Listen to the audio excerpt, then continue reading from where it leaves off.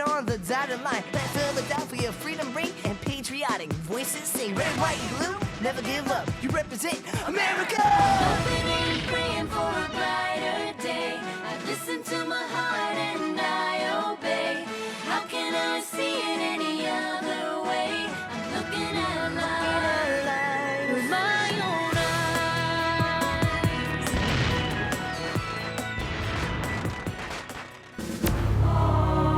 Here are some exciting scenes from today's episode of Liberty's Kids. It's never been clearer to me than right now. We have got to separate from England. At Lexington and Concord, the British fired on Americans. It's time for them to get as good as they give. It's time for the first American attack on the Redcoats.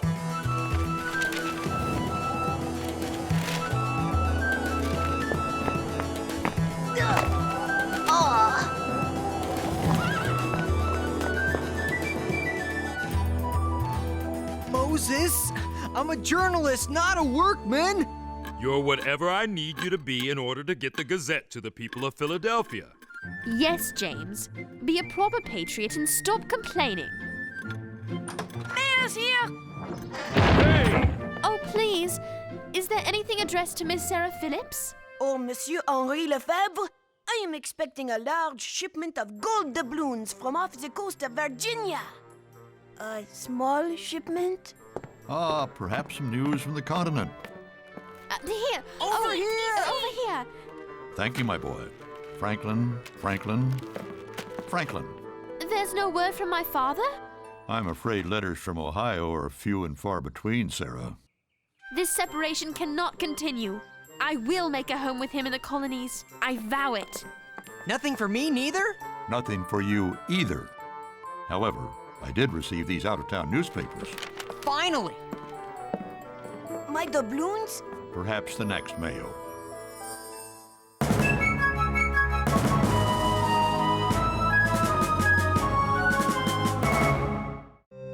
Look at this!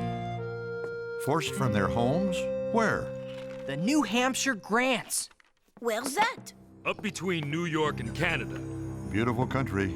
They call the hills up there the Green Mountains. Fine logging in the Grants. Fine maple syrup, too. Maple syrup? Listen. Ejectment coming thick and faster. Women sobbing and lamenting. Children crying and men pierced to the heart with sorrow and indignation at the approaching tyranny. Now that's newspaper writing. It's by someone named Ethan Allen. It sounds to me like Mr. Allen is hyperbolizing in an effort to inflame the emotions of potential traitors to the crown. What did she say? She said, something I wouldn't lower myself by repeating. She said, Henri, that this man Allen is a liar. He sounds to me like a patriot. He sounds to me like a loudmouth, as does someone else I know. James, Sarah. Allen might be exaggerating, but he's not lying. Allowing people's land to be taken out from under them. The Redcoats aren't using muskets this time, but they're firing a broadside at us nonetheless. I've been wondering where the next hostilities with the Crown might take place. This could be our answer.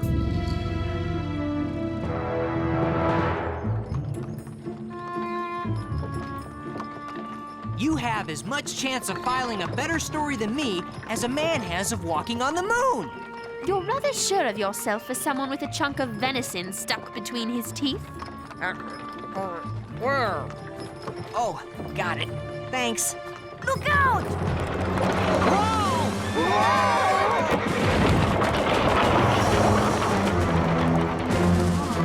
Oh, that was scary. Can we do it again?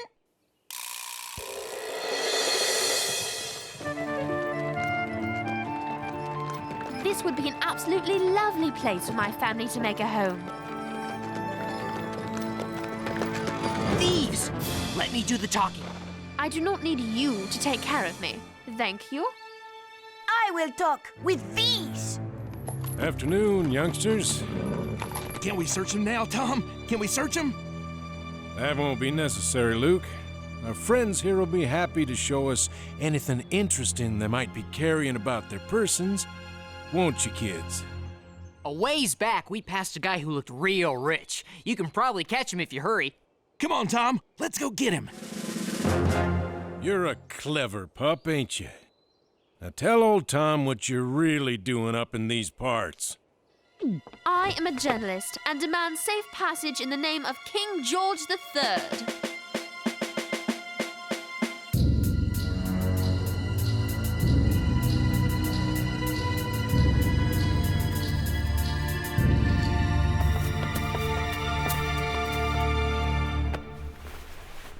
I demand to meet your leader. And I demand to meet your cook. You boys trap game in the woods and don't invite me to the feast? May I assume that you are the leader of this vile band of kidnappers and thieves? Some of the boys might take offense at your characterization, but yes, I'm their leader. My name's Ethan Allen. Ethan Allen? Ethan Allen?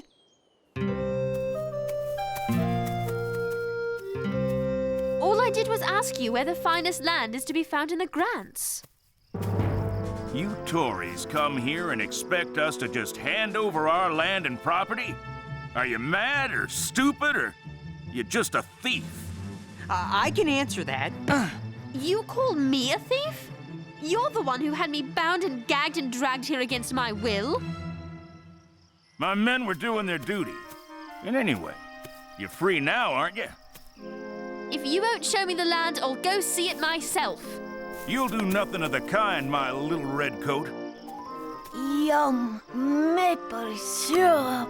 No more will you steal our homes out from under our very feet. And, sad to say, no more can we fight your tyranny peaceably. So often have the pleas and arguments of our lawful committees been ignored by your king.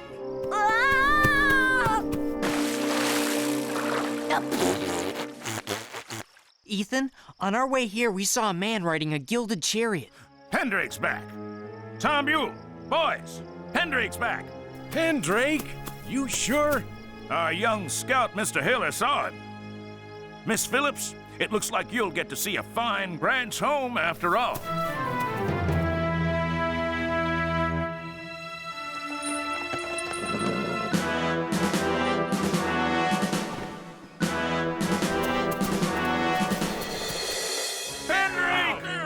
You will leave my property immediately. We cannot leave your property because we are not on your property. You, Arthur Pendrake, are a snake infesting our Eden. We ask you one more time to leave this place peaceably. In the name of the Governor of New York and the King of England, I will not budge, sir. What will he do? Better get down. Take him, boys! Come on!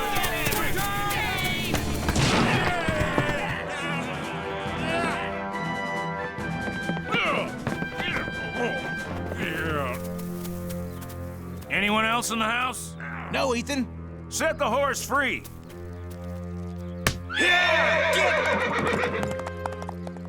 This isn't right. It isn't fair. I'm glad you're here, little redcoat. You're about to learn something about fairness. Arthur Pendrake, we the people of the New Hampshire Grants have resolved to offer a burnt sacrifice to the gods of the world. Time to burn the house. This is barbaric. If you're intent on driving this good man out, why don't you simply let the earlier occupant move back in? Let's ask the earlier occupant. Tom? If I did that, they'd just throw me and my family out again. That thief would be back, right back inside a house I built for my wife and children. Maybe this'll show him we mean business. Ethan, give me the torch. Sorry, Tom. So am I. I built this house for freedom. Now I burn it for freedom.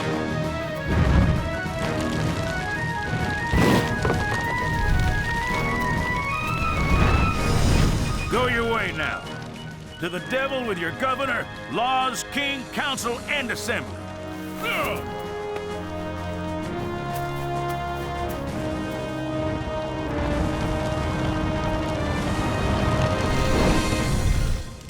People have three inalienable rights, James.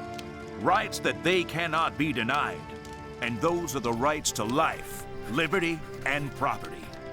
If the government fails to protect those rights, it's the people's right to revolt and form a new government. It's never been clearer to me than right now. That's exactly what we have to do. We have got to separate from England. At Lexington and Concord, the British fired on Americans. It's time for them to get as good as they give. It's time for the first American attack on the Redcoats. Finally! You wouldn't dare. No more burning houses. No more Arthur Pendrakes. The Green Mountain Boys are gonna take Fort Ticonderoga in New York.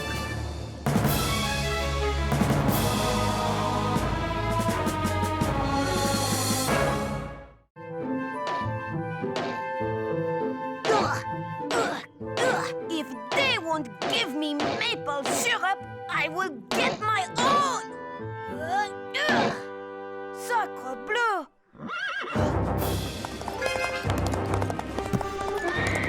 A redcoat! Violence, Colonel Allen, is never justified. It's the people's right to revolt. Just where did you get your outrageous excuse for a political philosophy anyway? Well, let me think. I remember now. That's right, Mr. John Locke from Pensford, England. Oops!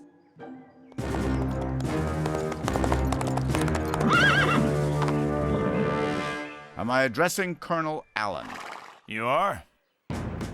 I am Colonel Benedict Arnold. Colonel, I have been commissioned by the Massachusetts Committee of Safety to raise a regiment which I have done to attack Fort Ticonderoga. To that end, I hereby order you to turn over to me complete and utter command of the Green Mountain Boys.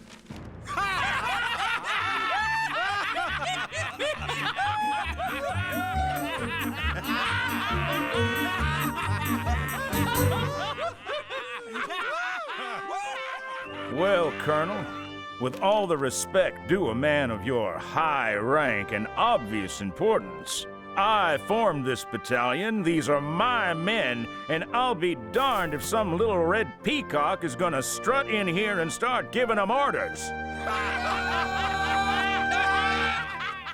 This is not a request, Colonel. This is an order. If you will not obey it, I will force you to obey it. You and every single one of your so-called soldiers. How you gonna do that? Go back to your Committee of Safety? The Green Mountain Boys are serving under Ethan Allen, or the Green Mountain Boys are going home. Captain, this attack is too important to jeopardize by sniping between fellow patriots. So I'll make you a deal.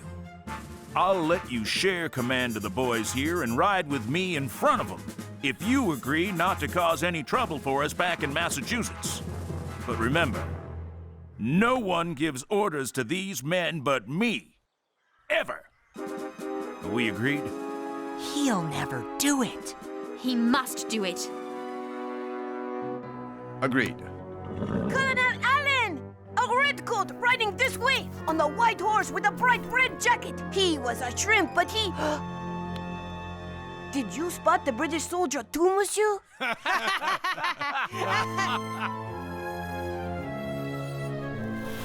I decided to attack Fort Ticonderoga for two reasons. First, it's cannon. If we can capture the British cannon, with all due respect to you, miss, we can transport them to Boston. And send those redcoats halfway back to England with their own artillery. Second, if we control Ticonderoga, we control the main waterway into the colonies from Canada. And then, my boy, nothing goes on, in, or out of that water unless we Americans say it does. Now, our spies tell us there are only 50 or so British soldiers defending the fort. But we're expecting a heck of a fight anyway.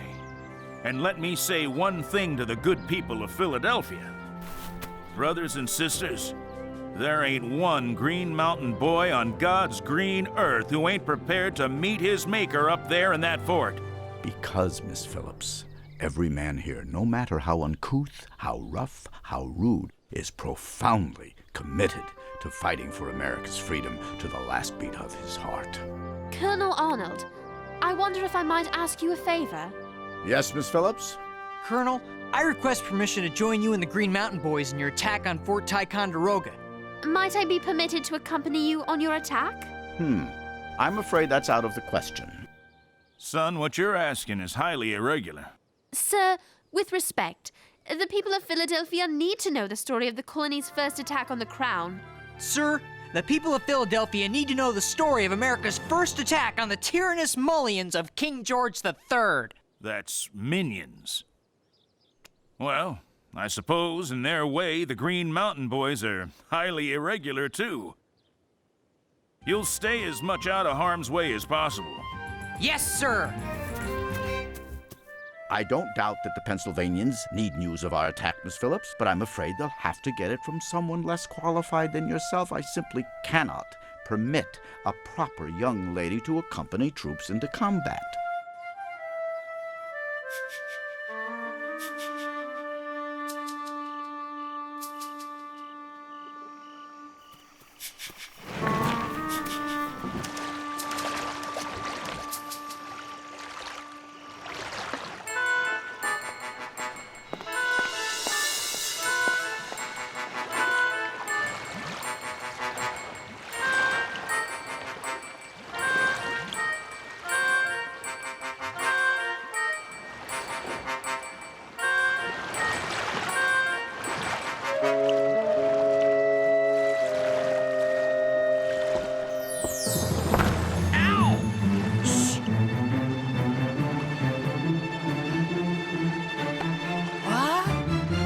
You didn't really think you'd be the only one getting this story, did you?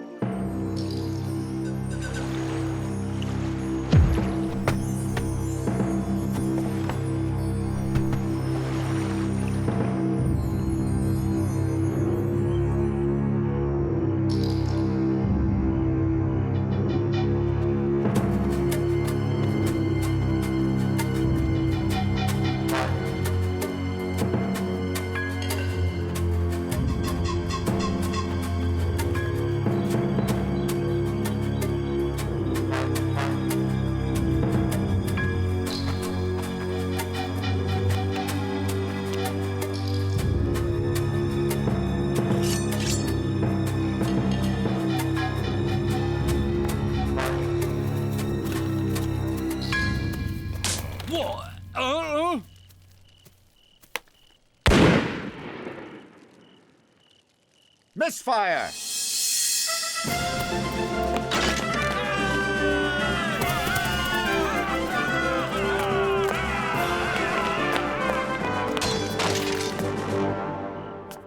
Mercy, sir, mercy! Take me to your commanding officer. Now! All right, all right.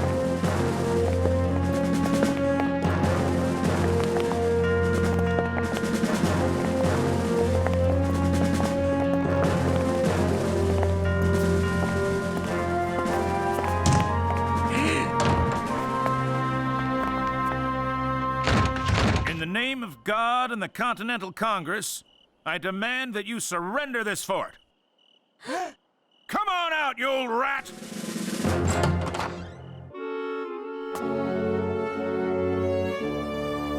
My sword, sir.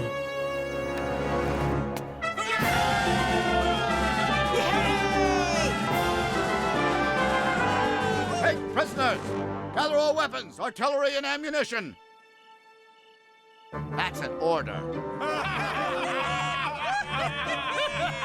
Well, go on, boys, and find the rest of these redcoats.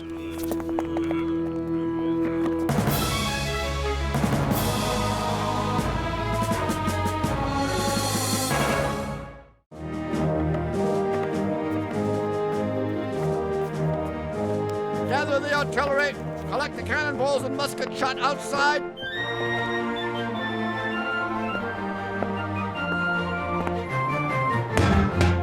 An inch to the left, and you'd be heading for a court-martial in Boston.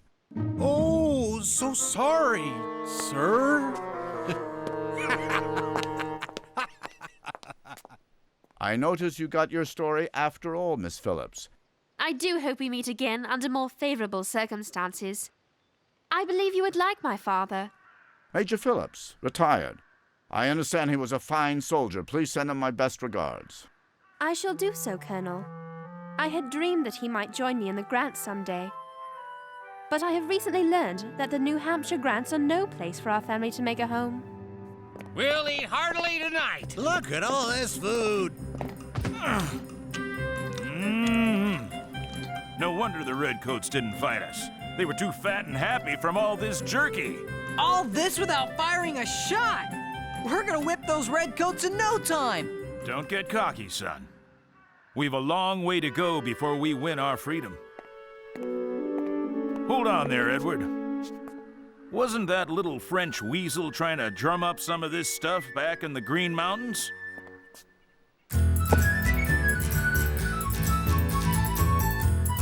Dr. Franklin will put my story on the front page.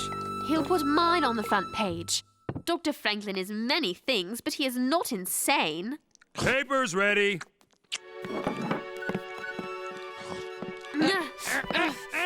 Who got the front page? You both did. I never thanked you for not giving me away on the boat that night. I had to let you write that story. How else could I prove that mine was superior? Spell superior. Gee, these flapjacks look good. Oh, I imagine they are.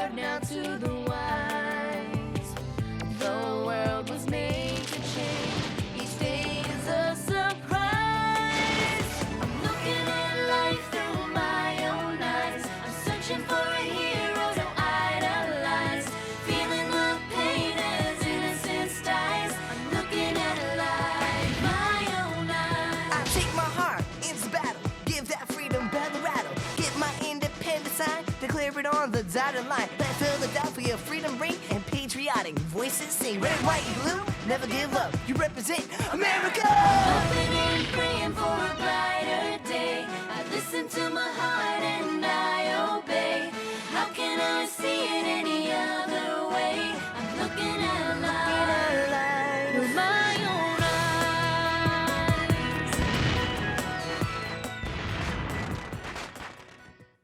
Today on Liberty's Kids.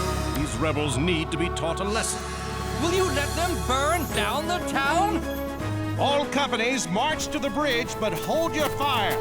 Do not fire on the king's troops unless we're fired upon first.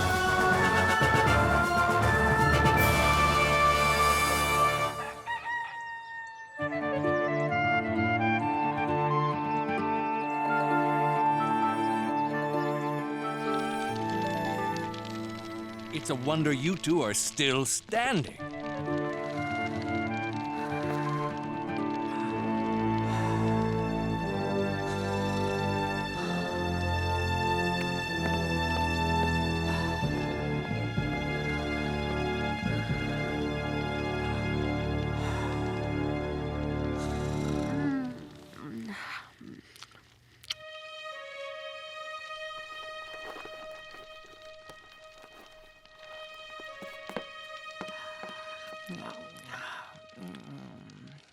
April 19, 1775.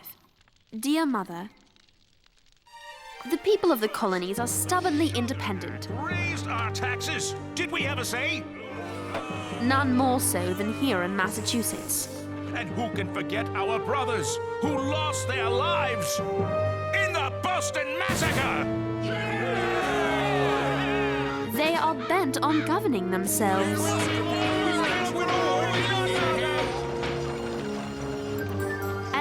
decry the same redcoats who just 12 years ago helped them win the French and Indian War. The British are on the move!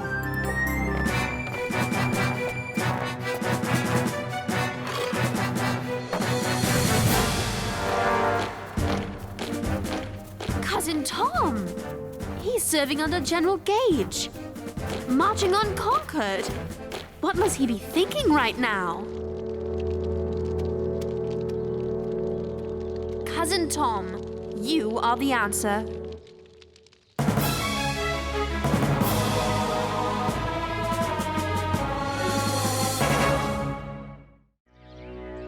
Are you up already? Say, what are you doing? I'm going to find my cousin. What he's thinking is what the people of these colonies need to know. A lieutenant's perspective on the soldier's role in keeping peace. There won't be peace until we have the same rights every Englishman has. The rights we took for granted not long ago. James, these are the king's colonies.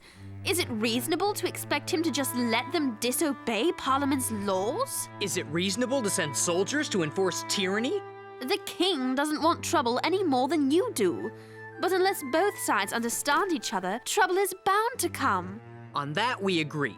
But Parliament has ignored our petitions. It's now up to the king to make them understand. He has the power. If only he'd use it. And that's why I'm going to see Tom. So the colonists will understand their fight is with the lawmakers, not with the soldiers.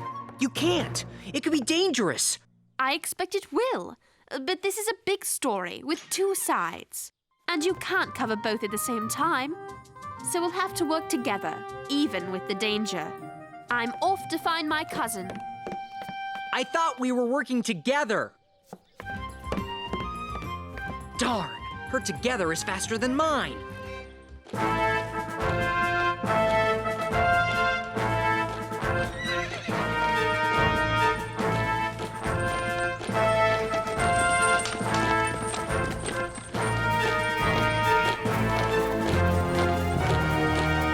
Company, halt!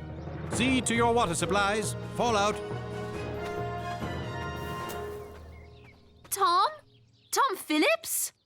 Sarah! Where? How? What are you doing here? I came to see you, of course.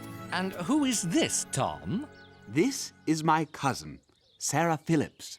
Sarah, allow me to present Lieutenant Brian Johnson.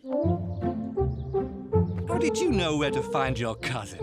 You're not a spy, are you? I'm a loyal British subject, thank you. I'm here to write a newspaper story.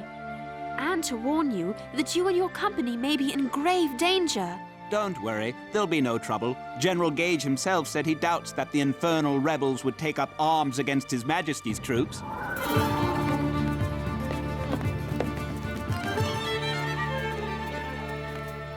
Mr. Monroe, I'm James Hiller, a journalist for the Pennsylvania Gazette. I was wondering what militia this is and who is in charge.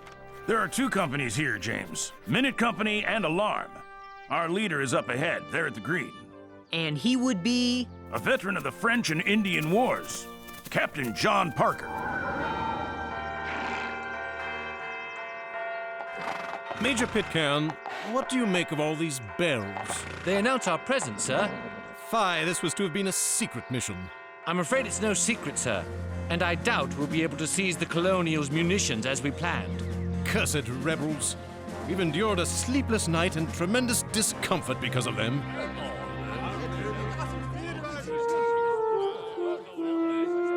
Being a soldier suits you, Tom. The finances back home left me no other choice. Still, everything works out for the best. I've done all right for myself. Every man here is proud to serve with him. But Brian's the real soldier. These ragtag colonists will wilt when faced with the likes of him. In truth, most of the colonists remain loyal to the Crown. There's only a small handful of troublemakers. I'm pleased to hear you say that. That's exactly the sort of thing my readers need to hear. Colonel Smith, the scouts report a number of armed rebels just ahead. Major, you will proceed into the township with an advance guard. I shall follow with the grenadiers. The rebels may be up to no good. Dispatch your swiftest rider to General Gage. Have him send reinforcements. The cooler heads among the rebels will carry the day if we outnumber them. You'll be perfectly safe here. If you're under orders not to harm anyone, why should I need to hide? It's just a precaution. The wall will work better if you duck behind it. Should I be worried about you, Tom? Not at all. Neither side wishes to fight. I'll see you shortly. Squatting behind walls isn't very dignified for a lady, and it's useless for a journalist.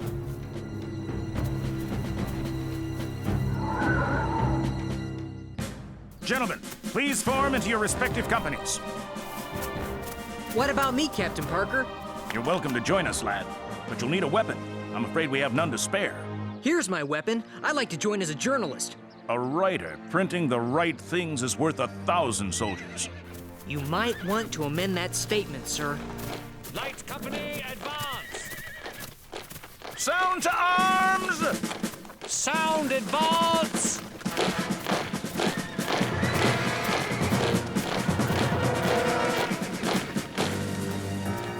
Steady, men. Stand your ground and don't fire unless fired upon.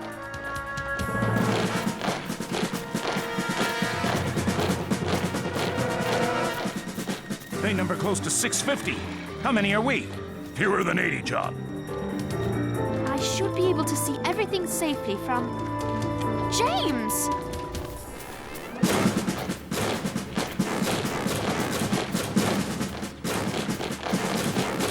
Sergeant Monroe, form ranks.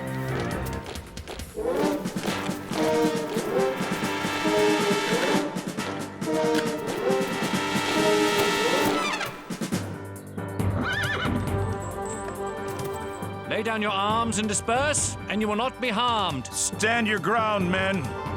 Surround and disarm them. Please disperse. Please do as the Major says. Surround and disarm them.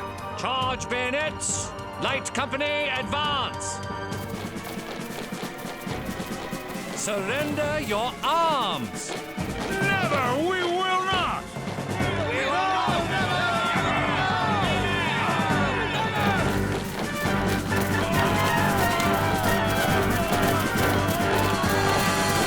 We shall use force.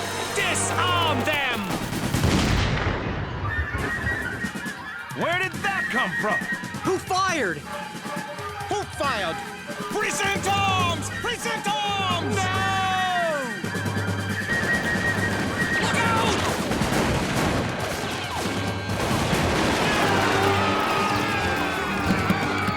Stop! Hold your fire! We were ordered not to fire!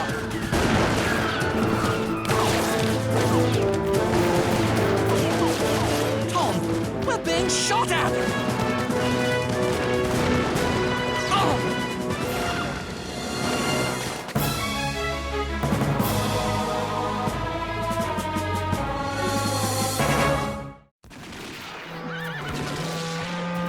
Cease fire! Sound to arms! Present arms! Present arms! No! Stop! Stop firing! Cease fire! Cease fire! Cease fire! Hold your fire! Fall back! It's the Boston Massacre all over again! Sound to arms!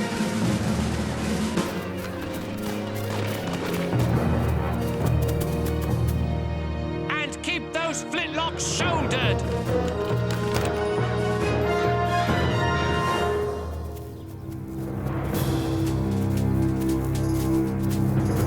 Does anyone know how many casualties there were?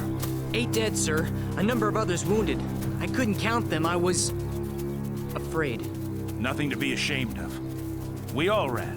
Who fired first? I couldn't tell. It doesn't matter. It has brought us to war. A war no one wanted. I'm sorry for these disagreeable circumstances, Colonel Smith. The men show little inclination for discipline. Do not deplore the actions of your men without first examining your own, Major. We are here to seize munitions, not kill colonists. There had better be no such display in Concord. We've a man down. Sergeant! Tom?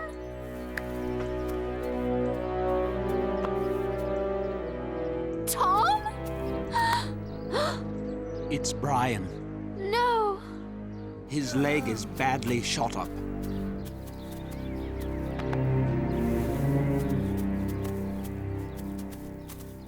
Form ranks! Tom, please don't go. I must. It's my duty. Then I'm coming with you. I don't think you should. Things could become very dangerous from here on out. Don't try to talk me out of it. A war may have started here today. I'm going to cover the story start to finish, and you're going to help me. Shoulder arms! We march to Concord! What have we done? Where are we headed, Mr. Hosmer? To the Liberty Pole. Major Buttrick's giving orders. He's a good man. We fought side by side against the French and Indians during the last war. There's been shooting! What's going on? Is anyone hurt? The rumors are true. The Redcoats have shot and killed militiamen in Lexington. 2 of my kinsmen among them. We'll make them pay. How dare they?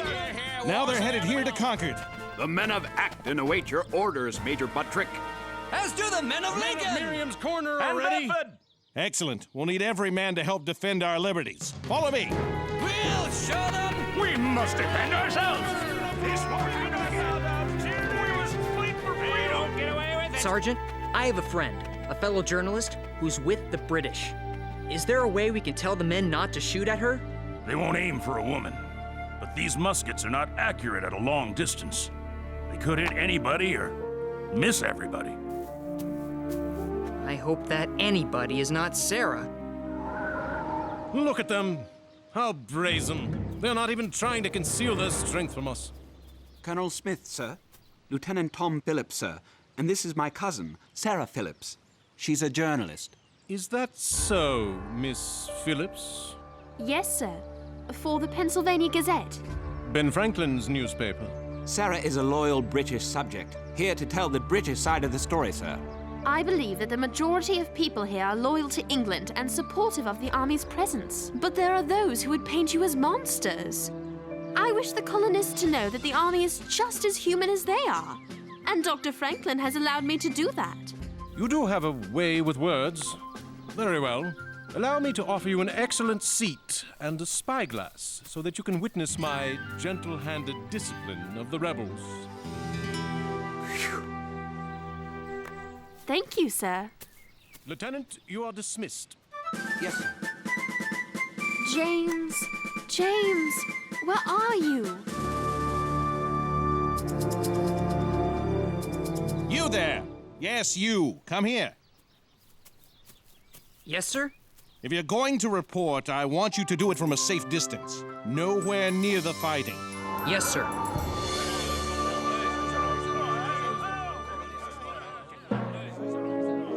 They've given us the center of town. Perhaps they want no more trouble. And neither do we. Let's not forget General Gage's orders that the people of Concord are to be treated with respect. There's smoke coming from the center of town, sir. Will you let them burn down the town? I say we go and put a stop to it! I dispatched 4 companies to search the Barrett farm for hidden munitions and 2 more to guard the North Bridge. Excellent. What happened in Lexington must not be repeated here in Concord.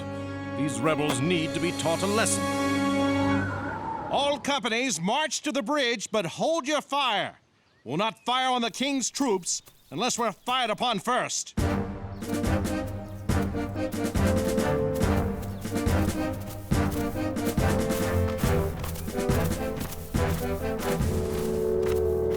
They're coming to cross the bridge, Captain Laurie. If they want the bridge, we'll give it to them. In pieces. Destroy the planking. How dare they? That's wrong. They can't do that! I say we can't let them do that. Let's get them. It's no use, Captain. We don't have time. Something is happening at the North Bridge.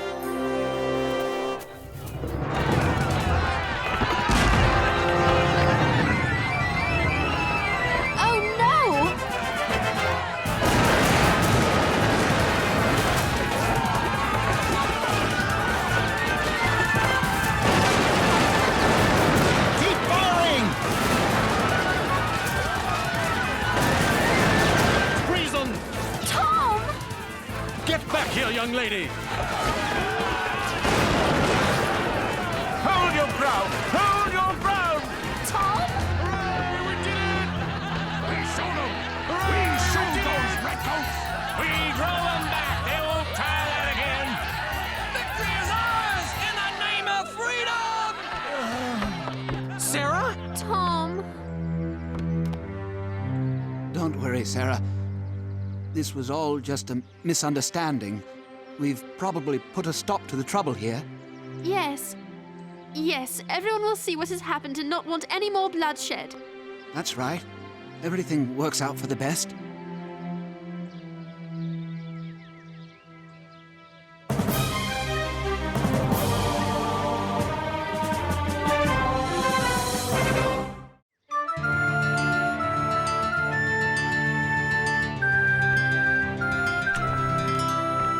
Sarah!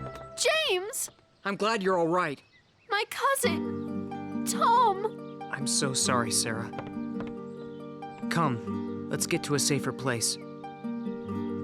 April 19, 1775. Continued. Oh, Mother. Tom's death seems to me a sign of awful things to come. This conflict is not at all what James thought it would be. It won't be simply a contest of ideas. It promises to be a contest of arms. It promises to be everything I had prayed we would avoid.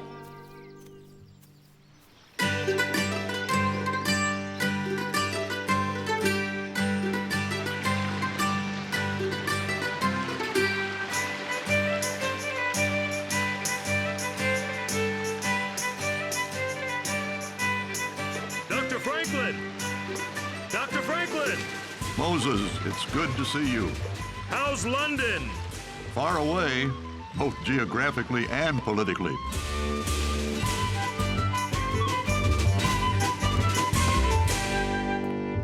Hey! I have news for you, Dr. Franklin. As I have for you. Moses, I used to love England. Its beauty, its culture, its people. I had hoped we could find a compromise under which the colonies and the crown could coexist peacefully. But Moses, I, and our interests were met with indifference, disrespect, contempt. In what was supposed to be a meeting about recalling the governor of Massachusetts, my British friends tried to humiliate me. Is a traitor. He's a traitor? On the evening of 16 December, cowardly bandits attacked the Dartmouth. And who is responsible for inflaming the subjects of Boston to this violence?